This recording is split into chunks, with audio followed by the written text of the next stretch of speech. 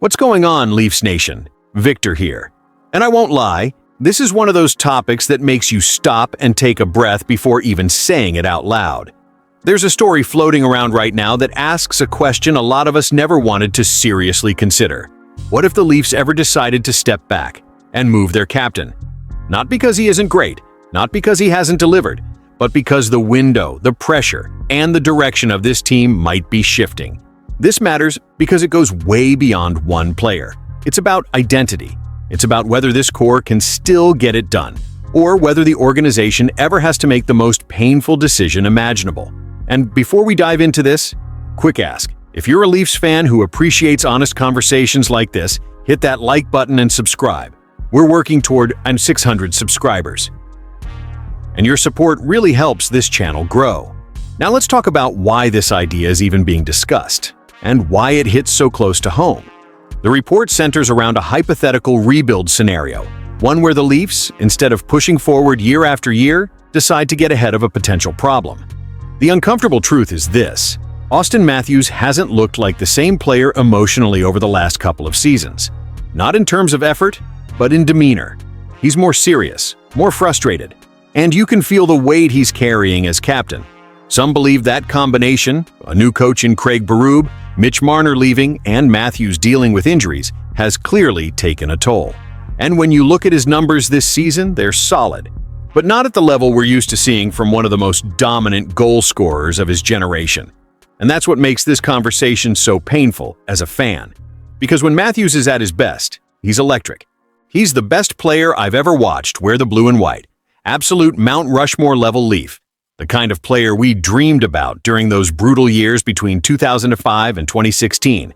And yet, here we are. All those seasons, all that talent, and still no Stanley Cup. That's where the fear creeps in. Matthews has 2 years left on his deal after this season. If things don't turn around, there's a real risk the Leafs could one day watch him walk for nothing. And that's why some people argue it might actually be smarter, as painful as it sounds, to get ahead of it. The proposed scenario involves the San Jose Sharks, a team loaded with young assets and on the rise. The idea is simple. San Jose goes all in on a superstar to pair with Macklin Celebrini, while Toronto gets future-building pieces in return.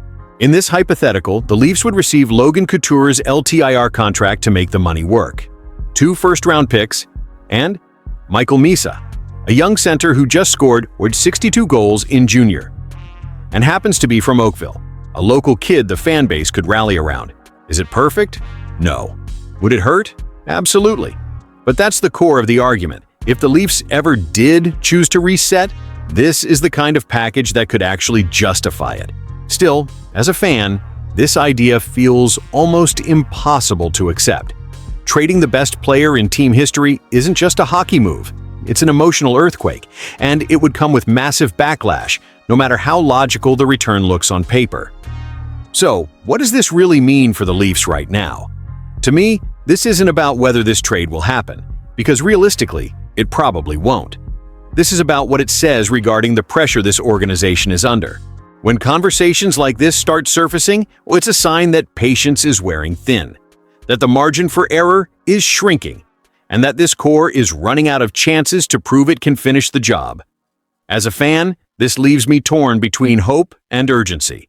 Hope that Matthews can still lead this team to where we all want it to go, and urgency because if it doesn't happen soon, the consequences could be seismic.